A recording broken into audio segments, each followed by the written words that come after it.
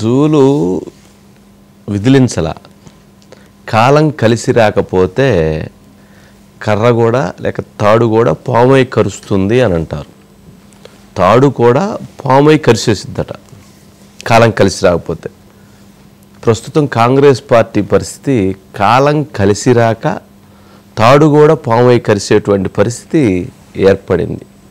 Congress party చేసుకున్నటువంటి self గోలు BRS పార్టీకి,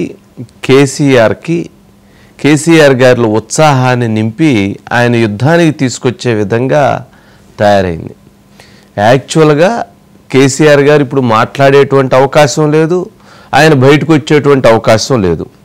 కానీ కాంగ్రెస్ పార్టీయే ఆయన బయటకు వచ్చేటువంటి అవకాశాన్ని, మాట్లాడించేటువంటి అవకాశాన్ని కాంగ్రెస్ పార్టీ సెల్ఫ్ గోల్ చేసుకున్నటువంటి పరిస్థితిని, అవుట్ అయిన పరిస్థితిని కల్పించుకుంది కాంగ్రెస్ పార్టీయే.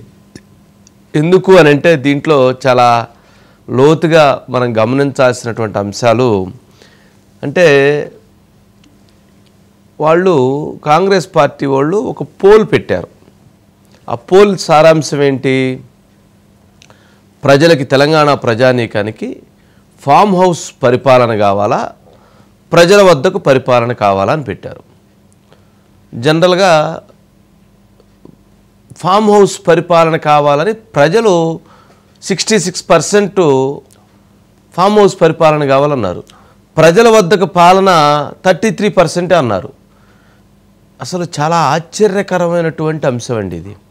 నిజంగా మనం మాట్లాడకూడదు, కానీ చదువుకున్నటువంటి ఏ వ్యక్తి అయినా సరే ఫోన్లో ఫేస్బుక్లోకి వెళ్ళి, ఫేస్బుక్లో దాంట్లో తెలంగాణ కాంగ్రెస్ పెట్టినటువంటి పోల్లోకి వెళ్ళి దాంట్లో ఏ పాలన కావాలి అని చెప్పని ఓటు వేసేటువంటి పరిస్థితి ఎవరికి ఉంటుందండి? ఎడ్యుకేటెడ్, చదువుకున్నటువంటి వాళ్ళకి తప్ప మిగిలినటువంటి వాళ్ళకు ఉండదు. చదువుకున్నటువంటి వాళ్ళు ఎవరైనా ఏం కోరుకుంటారు? ప్రజల వద్దకు పరిపాలనే కావాలి, ఫామ్ హౌస్ పరిపాలన వద్దు అనుకుంటారు.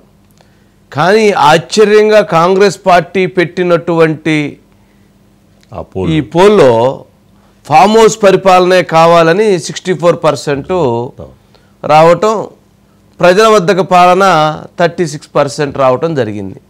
ఇది ఇంత విచిత్రమైనటువంటి, ఇంత విడ్డూరమైనటువంటి, ఇంత ఆశ్చర్యకరమైనటువంటి పోల్ మనం చూడలేము.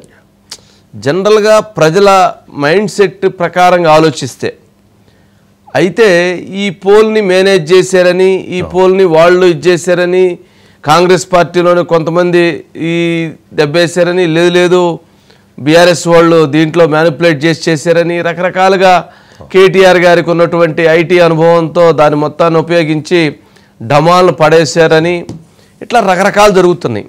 ఏదేమైనప్పటికీ కాంగ్రెస్ పార్టీ పెట్టినటువంటి పోల్లో కాంగ్రెస్ పార్టీ ఓడిపోయే విధంగా రిజల్ట్ రావటం అనేటువంటిది వాళ్ళకి అసలు మింగుడు పడనటువంటి అంశమైంది. పాపం రేవంత్ రెడ్డి గారు, ముఖ్యమంత్రి గారు దావోస్ వెళ్ళి 1,78,000 కోట్ల రూపాయల పెట్టుబడులను తీసుకొచ్చిన ఆనందాన్ని కనీసం 48 గంటలు కూడా ఆ కాంగ్రెస్ పార్టీ నాయకులు ఉంచలేదు. నాకు తెలిసి ఆ పోల్ పెట్టమని ఆయన అయితే చెప్పుండడు. ఆ పోల్ పెట్టినటువంటి మేధావులు ఎవరన్నా ఉంటే ఖచ్చితంగా రేవంత్ రెడ్డి గారిని టిష్కు అని అర్థమని చేసి ఉండాలి. అంటే ఎప్పుడు కూడా కాంగ్రెస్ పార్టీలో ఎవరు ఎదురొచ్చి గుద్దరు, వెనకున్న వాళ్ళే గుద్దేస్తారు, పొడిచేస్తారు. అలాగే ఎవరన్నా పొడిచారా అంతే. దీంట్లో ఇంకా అసలు అలాంటిది పెట్టేటప్పుడు దీని పర్యవసానాలు ఎలా ఉంటాయి అని ఆలోచించటం.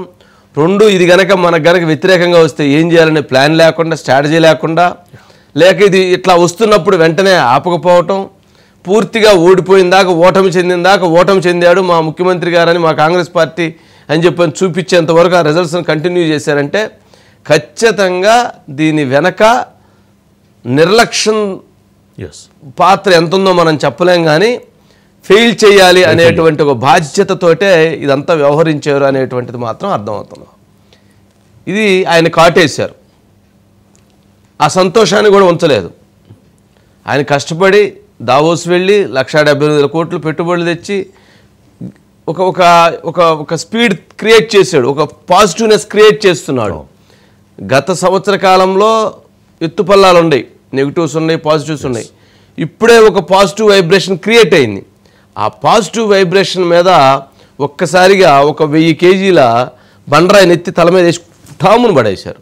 ఇంకా మళ్ళీ ఇటు పడిపోయింది, ఇలా పడిపోయింది. ఎవరు చేశారు అది? మరి ఎవరు చేశారో దాని వెనకున్న కర్త కర్మ క్రియ ఎవరో నాకు తెలియదు, కానీ మొత్తానికి ఇది జరిగింది. అయితే ఇక్కడ గమనించాల్సింది ఏంటంటే కేసీఆర్ గారు రంగంలో దిగేశారు.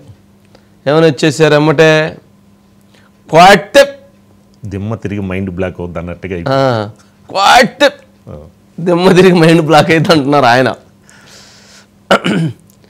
మరి ముఖ్యమంత్రి గారు ఏమన్నా సరిగ్గా నుంచలేవు నువ్వు వేడ కొడతా ఉంటున్నాడు ఈయన రేవంత్ రెడ్డి గారు. సరే మొత్తానికి ఒక స్పైసీ క్రియేట్ అయింది. అంటే 4 hours ముందు వరకు అండి, కానీ కాంగ్రెస్కి ఫేవర్గానే ఉందండి. కానీ 4 hours తర్వాత ఆటోమేటిక్గా చేంజ్ అయిపోయిందండి. నేను అంటుంది సరే ఇది ఏదో ఇక ఏదన్నా ఏదైనా జరిగింది, ఫైనల్ రిజల్ట్ నువ్వు మోసం చేసావా, లేదా వాళ్ళు మోసం చేశారా, లేదా వాళ్ళు గేమ్ ఆడారా, వీళ్ళు గేమ్ ఆడారంటే నువ్వు ఆడాల్సిన గేమ్ నువ్వు ఆడాలి కదా. వైఫల్యం కాంగ్రెస్ పార్టీదే కానీ ఇది కాదు కదా. ఆ బైట్స్ ఉన్నట్లుండే ఒక్కసారి కేసీఆర్ గారిదను రేవంత్ రెడ్డి గారిది ముఖ్యమంత్రి గారు బయట ప్లే చేయండి. ఒక సంవత్సరం జరిగిపోయింది. సంగమేశ్వర ఆన్నే పన్నది, బసవేశ్వర ఆన్నే పన్నది, పాలమూరు తిప్పతల పథకం ఆన్నే పన్నది, కాళేశ్వరం అట్లా ఎండబెడుతున్నారు. సరే నేను గంభీరంగా మౌనంగా చూస్తున్నా. నేను కొడితే వట్టి కొట్టు నాకు అలవాట్లేదు కదా. ఇంకా వాళ్ళ పొంద తెలివికి నిన్న వారి పార్టీ మంది పెట్టి అదేందో పోలింగ్ పెట్టిన వాడు చూసిరా మీరు. ఆ పోలింగ్ పెడితే 70% మనకు వచ్చింది, 30% వాడు పెట్టింది మనం పెట్టింది కాదు. ఒక సంవత్సరం జరిగి కొడతాడంట, బలంగా కొడతాడంట. సరిగ్గా నిలబడేది నేర్చుకోని ఆయన కట్టె లేకుండా. నీ పరిస్థితి ఎట్లుందో తెలంగాణ సమాజానికి తెలియదా? ఆయన బలంగా కొడతాడంట, ఆయన లేచి వస్తాడంట. 10 ఏళ్ళు ముఖ్యమంత్రి చేసినోడు, కేంద్ర మంత్రి చేసినోడు ఇవాళ టిక్ టాక్ లో కేసీఆర్ కు రేవంత్ రెడ్డికి పోటీ పెడితే ఆయనకు లైక్లు ఎక్కువ వచ్చినాయంటే నాకు తక్కువ వచ్చినాయంటే ఇవాళ వాళ్ళ కార్యకర్తలతో మాట్లాడుతున్నాడు. అట్లే అబద్ధాలు చెప్తే పార్లమెంట్ లో గుండు 0 ఇచ్చిండ్రు, ఆయన గాడిద గుడ్డి ఇచ్చిండ్రు. అయినా బుద్ధి మారలే. 14 నెలల నుంచి అంట ఆయన ఫామ్ హౌస్ లో వండుకొని గంభీరంగా చూస్తున్నాడు. ఎవరిని చూస్తున్నావా గంభీరంగా? అచ్చోసిన ఆంబోతులాక నీ కొడుకుని అల్లుని ఊరు మీద వదిలినావు. ఫస్ట్ నీ కొడుకుని అల్లుని కంట్రోల్లో పెట్టు చంద్రశేఖర్ రావు. నువ్వు రా సభకు. ఆయన గారికి ఇటువంటి మాట్లాడటం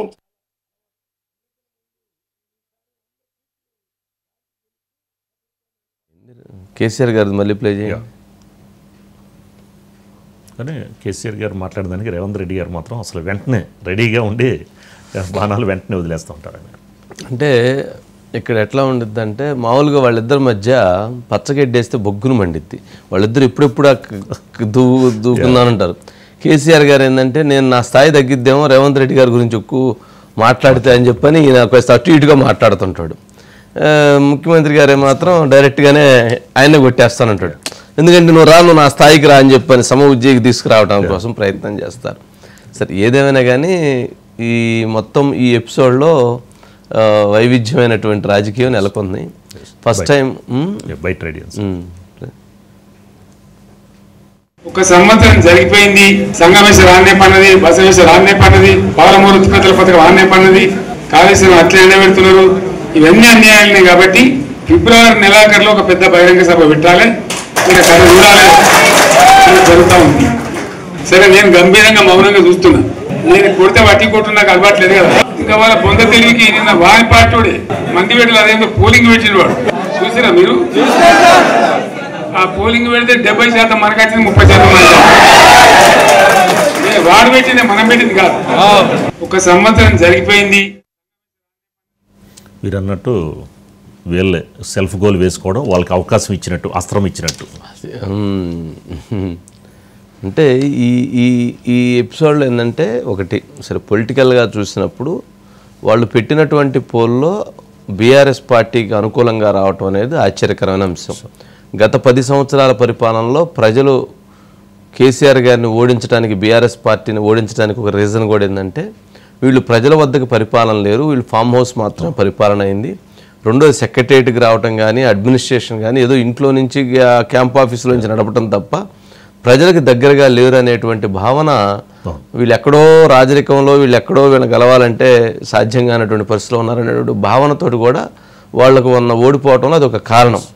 మరి అలాంటిది ఈరోజు పోలు పెడితే మళ్ళీ అదే సమర్థనీయం అని చెప్పని ఓట్లు వేశారు అనేటువంటిది కరెక్ట్ కాదు. ఎందుకంటే కాంగ్రెస్ పార్టీ పెట్టుకున్న పోల్లో వాళ్ళ సభ్యులుండి వాళ్ళు ఎందుకు ఓడిస్తారు? ఇది సంథింగ్ గేమ్. అంటే అందుట్లో మంచి చెడు. మనం ప్రయాణం చేసేటప్పుడు, డ్రైవింగ్ చేసేటప్పుడు సీటు బెల్ట్ పెట్టుకొని వెళ్ళాలా, సీటు బెల్ట్ పెట్టుకోకుండా వెళ్ళాలా అని చెప్పని పెడితే అందరూ ఏం చెప్తారు? సీటు బెల్ట్ పెట్టుకొని ప్రయాణం చేయాలని చెప్తారు. కానీ సీటు బెల్ట్ పెట్టుకోకుండా ప్రయాణం చేయాలి అని చెప్పని చెప్పరు కదా. చెబితే కొద్దిమంది ఎవరో కొంచెం టింగ్రీ బాస్లు చెప్పాలి. మరి ఇక్కడ చూస్తేనేమన్నా అందరూ ఎక్కువగా అది చెప్పారంటే దాన్ని పూర్తిగా ఎక్కడో గేమ్ ఆడారు. ఎవరన్నా గేమ్ ఆడారు. కాంగ్రెస్ వాళ్ళే ఈయన దెబ్బ కొట్టాలని ఆడారా, లేకపోతే బీఆర్ఎస్ వాళ్ళు ఆడిన గేమ్లో కాంగ్రెస్ వాళ్ళు పాత్ర అయ్యి వాళ్ళు ఆడారా, లేక వాళ్ళు ఏదన్నా ఈ గేమ్ అర్థం చేసుకోలేక వాళ్ళు వీళ్ళని డెకౌట్ చేశారనేది వేరే విషయం. కానీ మంచి చెడు చూసినప్పుడు ఎవరైనా ప్రజల వద్దకు పోయి పరిపాలించాలని కోరుకుంటారు. ఫామ్ హౌస్ పరిపాలన కోరుకోరు. కానీ ఫామ్ హౌస్ పరిపాలన సక్సెస్ అయింది, గెలిచింది.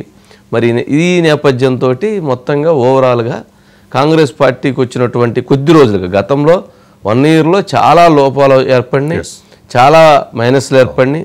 కానీ నిన్న దావోస్ తర్వాత కొంత సక్సెస్ సాధించుకున్న పరిస్థితి వచ్చింది, ఒక పాజిటివ్ వైబ్రేషన్ వచ్చింది. బట్ అంతలోనే మళ్ళీ కాంగ్రెస్ వాళ్ళే పెద్ద సెల్ఫ్ గోల్ చేసేసారు. బట్ ఇది కొంచెం రాజకీయంగా ఇక కేసీఆర్ గారు ఇదే అవకాశంగా తీసుకొని ఆయనకి రంగం దిగేశాడు. నేను గట్టి కొడతానంటున్నారు. బట్ ఆయన కొట్టే అవకాశం అయితే ఆయనకు వచ్చింది. ఎందుకనంటే 1 yearలో కొంత ప్రజలు అసంతృప్తితో ఉన్నారు. దీన్ని ఎలా తీసుకెళ్లాలో కాంగ్రెస్ పార్టీలో ఉన్నటువంటి నేతలకి సమన్వయం లేక అర్థం కావట్లేదు. ఇప్పుడు ఎలా అయితే బాగుందనుకోనగానే వెంటనే ఎట్లయితే దెబ్బ కొట్టారో వీళ్ళే మళ్ళీ దెబ్బ కొట్టడానికి కూడా వాళ్లే సిద్ధమై ఉంటారు. ఇవన్నీ కొంచెము కాంగ్రెస్ పార్టీకి రాబోయే రోజుల్లో కొంత టఫ్ సిచ్యువేషన్ అయితే ఏర్పడబోతుంది. దీనికి కాంగ్రెస్ పార్టీయే కారణం, దీనికి బీఆర్ఎస్ పార్టీ కారణం కాదు. కాంగ్రెస్ పార్టీ తనంతట తాను దెబ్బేసుకుంటుంది తప్ప బీఆర్ఎస్ పార్టీ వేసినటువంటి దెబ్బ అయితే కాదు. ఇది సుధాకర్ ఉన్నట్లున్నారు, శ్రీకాంత్ ఇద్దరు.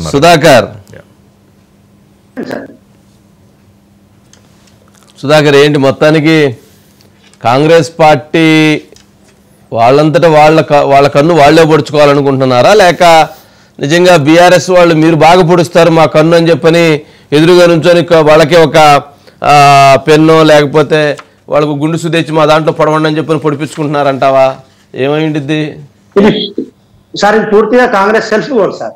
తన అధికార ఖాతాలో కాంగ్రెస్ పార్టీ సోషల్ మీడియా విభాగం పెట్టిన పోస్ట్ కి బీఆర్ఎస్ కి ఎక్కువ ఓటు రావడం, మెజారిటీ అభిప్రాయం రావడం అనేది కాంగ్రెస్ పార్టీకి సంబంధించి సెల్ఫ్ గోల్. మనం మొదటి నుండి చూస్తున్నాం sir. BRS social media wing చాలా స్ట్రాంగ్ గా ఉంటుంది. బీఆర్ఎస్ సోషల్ మీడియా వింగ్ ఉన్నంత స్ట్రాంగ్ గా కాంగ్రెస్ కానీ బీజేపీ సోషల్ మీడియా ఉండదు. At the same time Congress party ఒక పోస్ట్ పెడుతున్నప్పుడు పూర్తిగా పూర్వపరాలు ఆలోచించాలి, కాంగ్రెస్ పార్టీ సోషల్ మీడియాను అలర్ట్ చేయాలి, లేకుంటే ఏదో ఒకటి జరగాలి. అది జరగలేదు కాబట్టి అక్కడ నుంచి బీఆర్ఎస్ కి అనుకూలంగా కాంగ్రెస్ వ్యతిరేకంగా వచ్చింది. రాగానే వెంటనే ఒక అవకాశం వస్తే ఎలా అందిపుచ్చుకోవాలో బీఆర్ఎస్ కి చాలా ఎక్కువగా తెలుసు. అందులో మాజీ ముఖ్యమంత్రి బీఆర్ఎస్ అధినేత కేసీఆర్ నోటి నుంచి ఆ మాట వచ్చింది. వాళ్ళు కాంగ్రెస్ పార్టీ అధికారంగా ఒక పోస్ట్ పెడితే దాంట్లో మనకే 70 మార్కులు మనకు వస్తాయి, 30 మార్కులు వాళ్ళకు వచ్చాయంటే ఆయన ఇవాళ మాట్లాడారు. మీరు చాలా గంభీరంగా ఉన్నా, మౌనంగా ఉన్నా, మీరు కొడితే ఎలా ఉంటుందో మీకు అందరికీ తెలుసు అంటూ మాట్లాడారు. ఆయన మాట్లాడిందంటే ఆయన గతంలో ఒక నేపథ్యం ఉంది సార్. ఆ నేపథ్యానికి తగ్గట్టుగా మాట్లాడారు. ఇప్పుడు అవకాశాలన్నీ కాంగ్రెస్ పార్టీ ఆయనకి ఇస్తుంది. ఈ ప్రభుత్వం ఆయనకి ఇస్తుందంటే ముఖ్యమంత్రి రేవంత్ రెడ్డికి సహాయ నిరాకరణ ఎదురవుతుంది సార్. కేవలం పోరాటం చేస్తే ఒక రేవంత్ రెడ్డి పోరాటం చేయాలి. ఆయన తప్ప మిగతా ఆయన సహచర మంత్రులు కానీ ఎమ్మెల్యేలు కానీ ఎవరు సహకరించే పరిస్థితి లేదు, వారు మాట్లాడే పరిస్థితి లేదు. ఒకవేళ వాళ్ళు మాట్లాడినా కూడా అది ప్రజలకు ఎక్కే పరిస్థితి లేదు సార్. ప్రస్తుతం తెలంగాణ రాష్ట్రంలో కేసీఆర్ ఒక లైన్ ఇచ్చి మీరు వెళ్ళిపోండి అంటే, ఒక ఇట్లా కీ ఇచ్చి వెళ్ళిపోండి అంటే జెట్ స్పీడ్ తో వెళ్ళడానికి కేటీఆర్, హరీష్ రావు, పాడి కౌశిక్ రెడ్డి, పల్లె రాజేశ్వర రెడ్డి, జగదీష్ రెడ్డి ఇలా చెప్పుకుంటూ పోతే చాలా మంది నాయకులు ఉన్నారు. వారు బీఆర్ఎస్ నోటి నుంచి మాట వచ్చి దేశమంతా ప్రచారం అయిన తర్వాత కాంగ్రెస్ వాళ్ళు అప్పుడు వచ్చి ఏదో తీరా మాట్లాడే ప్రయత్నం చేస్తారు. కాబట్టి ప్రస్తుతం ఉన్న పరిస్థితుల్లో బీఆర్ఎస్ స్పీడ్ ను కాంగ్రెస్ అందుకోలేకపోతుండడానికి కారణాలు ఏంటో ఒకటి అన్వేషించాలి. ఎట్ ది సేమ్ టైం ముఖ్యమంత్రి రేవంత్ రెడ్డికి ఫ్రీ హ్యాండ్ లేదు. ఆయన ఏం చేయాలన్నా చేయలేని పరిస్థితి ఉంది సార్. చేసిన పరిస్థితి మీకు తెలిసిందే sir. At the same time మంత్రివర్గ విస్తరణ చేసుకోలేని పరిస్థితి, అదేవిధంగా ఆయనకు నామినేటెడ్ పోస్టులను భర్తీ చేయలేని పరిస్థితి, పూర్తి సహాయ నిరాకరణ ఎదురవుతున్న ఈ నేపథ్యంలో మీరు అన్నట్టు దావోస్ వెళ్ళి సార్ 1,72,000 కోట్ల వర్క్స్ ఇక్కడ పట్టుకొస్తే అవకాశాలను పట్టుకొచ్చి ఎట్ ది సేమ్ టైం జనవరి 26వ తారీఖున 4 పథకాలు అమలు చేస్తుంటే ప్రజాక్షేత్రంలో కొంత సానుకూల వాతావరణం వచ్చింది. స్థానిక సంస్థల ఎన్నికలు వస్తున్నాయి, సర్పంచ్, జడ్పీటీసీ, ఎంపీటీసీ, కౌన్సిలర్లు, కార్పొరేటర్ల ఎన్నికలు వస్తున్నాయి, కొంత సానుకూలమైన వాతావరణం ఏర్పడుతున్న ఈ దశలో నిన్న పెట్టిన దెబ్బ చాలా గట్టి దెబ్బగా దీన్ని చెప్పుకోవాల్సి వస్తుంది. మళ్ళీ కాంగ్రెస్ ఎలా ఓవర్కమ్ అవుతుంది ఒకటి sir. At the same time ఇవాళ మాజీ ముఖ్యమంత్రి ఇద్దరు కూడా మళ్ళా తెలంగాణ రాష్ట్ర రాజకీయాలను రగిలించారు. యాస ప్రాస గడుపుతూ ఆయన మాట్లాడితే దళిత బంధు జైభీం అయిపోయింది, అదేవిధంగా రుణమాఫీ లేదు, ఇవన్నీ మాజీ ముఖ్యమంత్రి కేసీఆర్ మాట్లాడితే ఈయన దెబ్బ కొడతాడట, లేవలేడు, లేస్తే నిలబడలేడు, ఆయన పరిస్థితి ఏంటో తెలియదు, ఊగుతున్నాడా.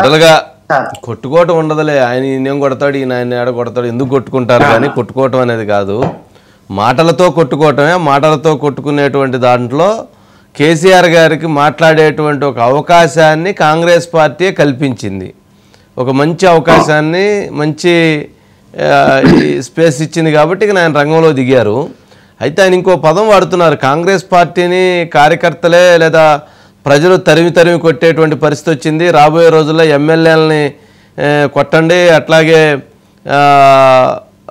పార్టీ వాళ్ళు కూడా సిద్ధంగా ఉండండి, తెలంగాణ కోసం, తెలంగాణని కాపాడుకోవడం కోసం మీరందరూ సిద్ధంగా కావాల్సినటువంటి పరిస్థితి ఏర్పడిందని చెప్పని ఆయన ఒక బలమైనటువంటి ఒక పిలుపు ఇచ్చి వాళ్ళందరినీ కొంత మోటివేట్ చేసే దానికోసం ఇప్పుడే ఒక పథక రచనకు సిద్ధమయ్యారని అనుకోవాలా? ఖచ్చితంగా సార్. అంటే తెలంగాణ ప్రజాక్షేత్రంలో ప్రస్తుతం కాంగ్రెస్ ప్రభుత్వం మీద కొంత వ్యతిరేకత ఉందని ఒక భావన వచ్చిన నేపథ్యంలో నిన్నటి పోల్ ఒకటి, ఈ రెండింటిని అందిపుచ్చుకొని ఆయన తెలంగాణ రాష్ట్రంలో ప్రజలను at the same time BRS శ్రేణులను అప్రమత్తం చేస్తున్నారు, కొంత ఉత్తేజపరిచే ప్రయత్నం చేస్తున్నారు. ఎందుకంటే ఈ కాంగ్రెస్ ప్రభుత్వం పథకాలను అమలు చేయలేకపోతుంది. ఇప్పటి వరకు రైతు భరోసా ఇవ్వలేదు. రైతు భరోసా టింగ్ వన్ పడతాయంటూ రేవంత్ రెడ్డి చెప్పారు, మండలానికి ఒక గ్రామంలో పడతాయన్నారు, అవి కొంత మేరకు వరకే పడ్డాయి సార్. కాంగ్రెస్ శ్రేణులు కూడా కొంత అసంతృప్తిగా ఉన్నమాట వాస్తవం సార్.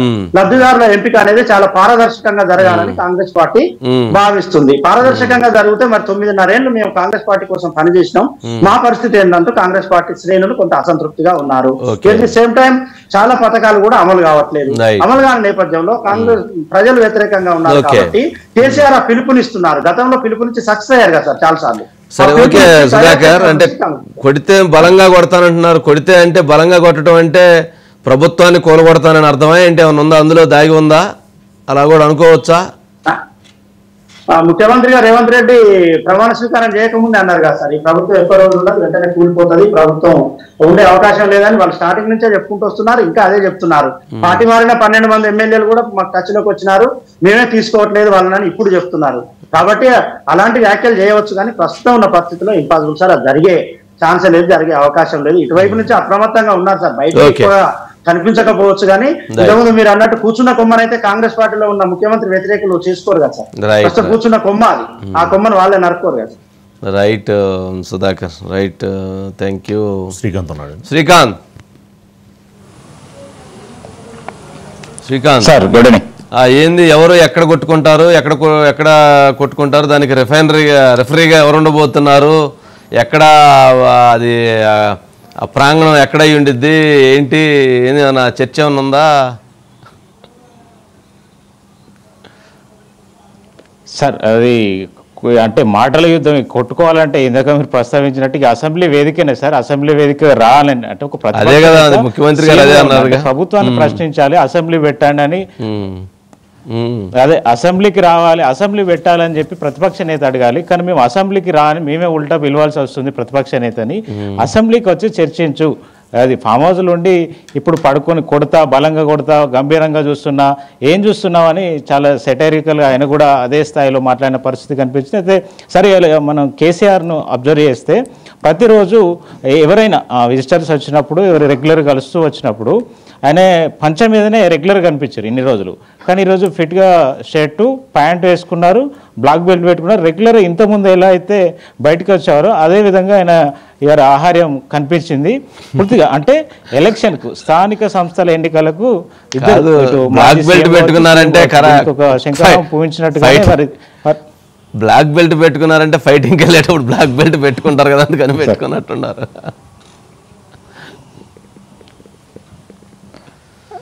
అంటే అన్నే ఇవాళ ప్యాంట్ వేసుకోవడం అంటే ఇన్ని రోజులుగా మనం చూస్తే అంటే క్యాజువల్ రెగ్యులర్ పంచ మీదనే కనిపిస్తారు సార్, ప్యాంట్ వేసుకొని ఉన్నారు ఇవాళ.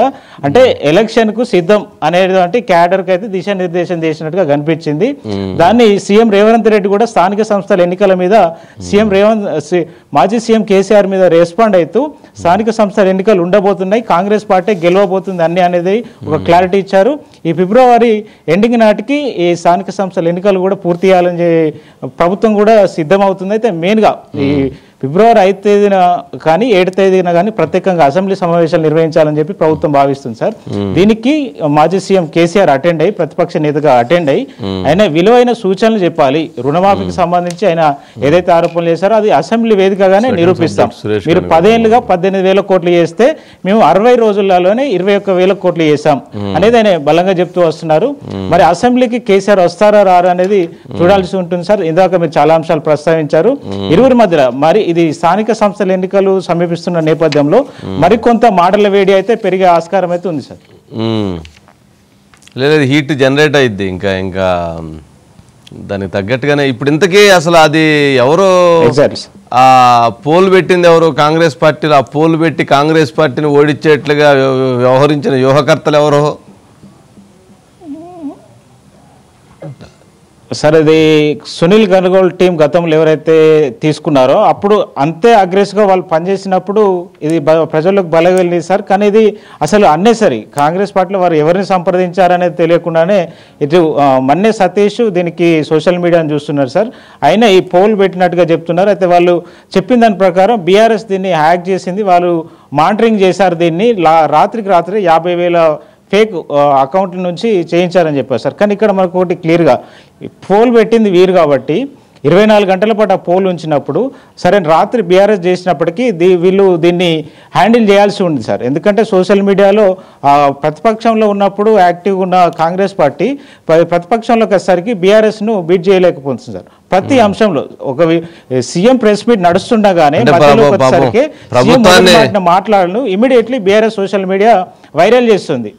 ప్రభుత్వాన్ని అధికారంలో తీసుకురావడంలో బీఆర్ఎస్ సోషల్ మీడియా అదే కాంగ్రెస్ పార్టీని అధికారంలో తీసుకురావడానికి సునీల్ కనుగోలు టీము పనిచేసింది. బట్ 1 year తర్వాత పాపం మళ్ళీ అదే టీము మళ్ళీ సెల్ఫ్ గోల్ చేసింది కాంగ్రెస్ పార్టీని. మహేష్ కుమార్ గౌడ్ గారు కూడా మా వైఫల్యమే, మా సోషల్ మీడియా వైఫల్యమే అని చెప్పిన ఆయన ఒప్పుకుంటారంటే ఒప్పుకోకపోతే ఎట్లా? వాళ్ళు మేనేజ్ చేశారన్నారు, మరి వీళ్ళు మేనేజ్ చేయాలి కదా, వీళ్ళు ఆపాలి కదా దాన్ని. అది ఆపలేకపోతే అది ఫెయిల్యూర్ కింద లెక్కే కదా. వేరే సోషల్ మీడియా మాత్రం చాలా స్పీడ్గా చాలా స్ట్రాంగ్గా ఉందంటే ఇక్కడ వైఫల్యాలు కూడా అలా ఉన్నాయి కదా. ఓకే సరే, ఇంకా